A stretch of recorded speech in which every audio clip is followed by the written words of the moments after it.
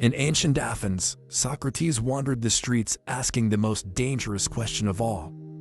What makes a choice truly free?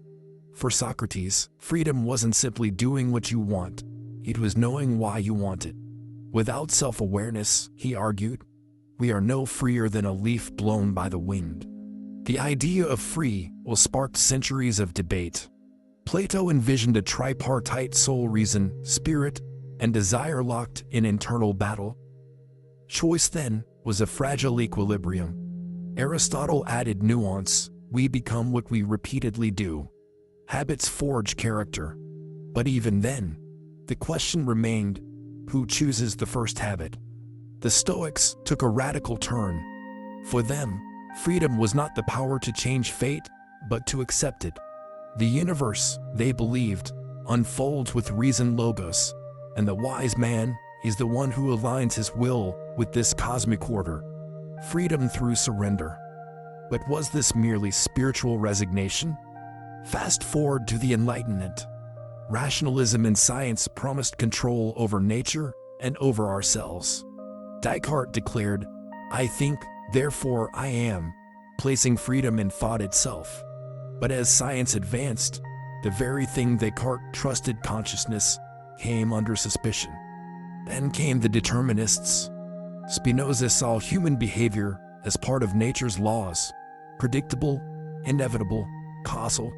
Just as a rock falls because of gravity, we act because of hidden causes. The illusion of free will, he wrote, is born from ignorance of those causes. But is ignorance our only barrier? In the 18th century, Pierre-Simon Laplace sharpened determinism to a blade.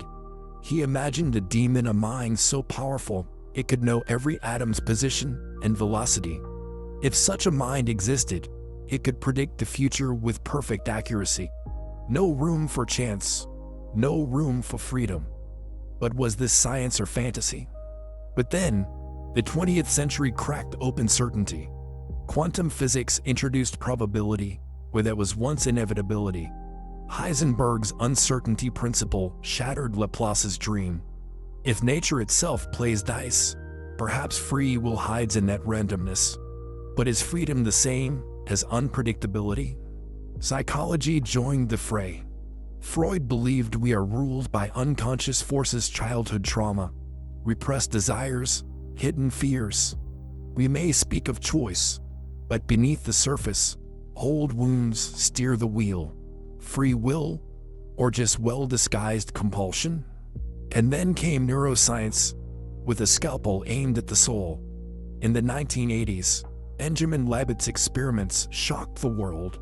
Brain activity predicting decisions before people became aware of them. If the brain decides before you do, where is the freedom? Are we just witnesses to a play already scripted? Yet not all scientists agreed. Some argued that Labbitt's data showed readiness, not inevitability.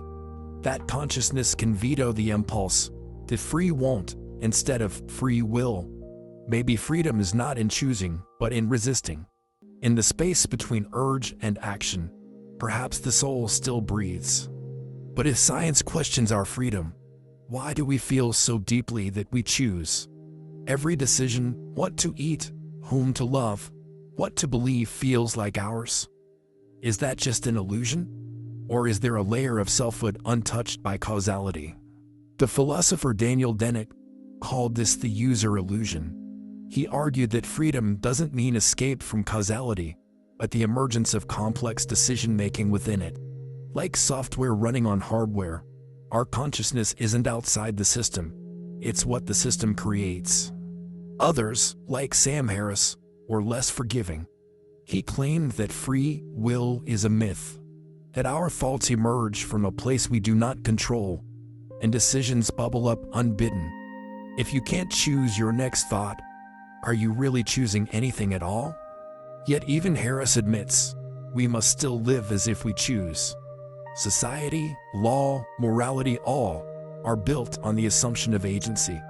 If we abandon it, what remains? Can justice survive in a world where no one is responsible? This brings us to a strange, uncomfortable space. Perhaps we are not free in the way we imagine. But perhaps the question is not, are we free? But what kind of freedom matters? The freedom to act differently, or the freedom to grow into who we truly are? Modern psychology complicates things further. In classic experiments, people often justify decisions after making them, without realizing the decision was already influenced by subtle cues. We think we chose freely, but did we? In one famous test, subjects picked a card. Later, when shown a different card, most didn't even notice the swap and still explained why they chose it. It's called choice blindness, and it shows how fragile our sense of agency can be. Still, even if choices arise unconsciously, what matters is how we respond. Viktor Frankl, a Holocaust survivor and psychiatrist, wrote, "Between stimulus and response, there is a space. In that space is our power to choose." This space becomes sacred. It's not the freedom to control everything, but to decide who we become within our limitations. A freedom of attitude, not just action. This is the paradox of freedom. It grows strongest where we have the least control. So perhaps fate writes the setting, the actors, even the plot. But the tone, the courage, the grace, the refusal to hate, that remains unwritten. That belongs to us. And in that sliver of authorship, maybe, we are truly free. But what does neuroscience say? In 2008, an experiment led by neuroscientist John Dylan Haynes stunned the world. Brain scans could predict a person's decision up to 7 seconds before they became conscious of making it. Haynes's findings shook our idea of conscious choice. Are we just narrators of decisions already made by our brain? If so, who is the I that decides? Or is consciousness just a witness to deeper biological scripts? Still, determinism doesn't erase meaning. If anything, it makes it more urgent. Think of Oedipus, a man doomed by prophecy, yet his story matters because of how he faces the inevitable. It's the how, not the what, that defines him. In literature, fate gives structure, but character gives soul. In life too, we might not write every page, but we choose how to read them. With bitterness, or with love, courage, and grace. So maybe free will isn't a switch, but a flame. Fragile, flickering, hidden in the winds of biology and chance. And yet, it burns. In the darkest places, it still burns. But the debate doesn't stop at brain scans or mythology. It lives in our daily lives. When we forgive someone, are we assuming they could have chosen differently? And when we judge, do we silently believe they were free to do otherwise? The very concept of morality leans on the idea of free will. Without it, what's left of praise or blame? Thomas Nagel's idea of moral luck shatters this illusion. Two people can make the same decision, but luck decides the consequences, and we judge them differently. A drunk driver who gets home safely versus one who causes a fatal crash. Are they equally guilty? Rationally, yes. Emotionally, we say no. This dissonance reveals something deeper. We hunger for justice, but we're haunted by fate. We punish the outcome, not just the intention. And in doing so, we admit a terrifying truth. That much of life is outside our control, even as we hold others accountable as if it weren't. Yet even if fate shapes the landscape, we still choose how to walk it. Viktor Frankl, a survivor of the Holocaust, said it best. Everything can be taken from a man, but one thing, the last of the human freedoms, to choose one's attitude in any given set of circumstances. Perhaps that is the deepest form of freedom, a freedom to respond with meaning. So, are we free? Not entirely. Are we puppets? Not fully. We are something in between, creatures of habit, history, biology, and spirit. The question is not whether we're free like gods, but whether we can live as if our choices matter, even when the stars don't notice. In ancient Athens, Socrates wandered the marketplace, questioning everyone from generals to shoemakers, asking, "What is justice? What is virtue?" But beneath his questions lay another. Can we truly choose to be good, or are we shaped by forces beyond our awareness? His relentless pursuit was not just about truth, it was about freedom of thought. Centuries later, the Stoics answered, "Fate rules the external world, but our internal world is ours alone." Epictetus, born a slave, taught that even in chains, a man can be free if he governs his own mind. It's not what happens to you, but how you react to it that matters. But modern psychology complicates this hope. We now know how unconscious biases, traumas, and environmental cues shape behavior long before conscious thought catches up. Free will may not be a decision. It may be a negotiation between the known and the hidden self. Yet paradoxically, even if we are not entirely free, believing that we are changes everything. Societies built on the assumption of personal responsibility tend to elevate growth, accountability, and creativity. When we deny agency altogether, apathy grows, and with it, tyranny. Freedom may not be absolute, but neither is fate. We are neither gods nor robots. The dance between nature and nurture, chance and choice, biology and belief, that is the human condition. To be human is to navigate uncertainty with intention, even if imperfectly. When neuroscientist Benjamin Libet ran his famous experiment, he discovered something shocking. The brain seems to decide to act milliseconds before we become consciously aware of our decision. Does this mean free will is an illusion, just a story the mind tells after the fact? But Libet left the door open. Although our impulses arise unconsciously, we can veto them. A moment of awareness, a final no or yes, is where free will may live. Perhaps we are not the authors of our impulses, but we are still editors of our actions. Religion, too, wrestles with this tension. In Christianity, God grants humans free will, but foreknows all choices. In Calvinism, predestination looms.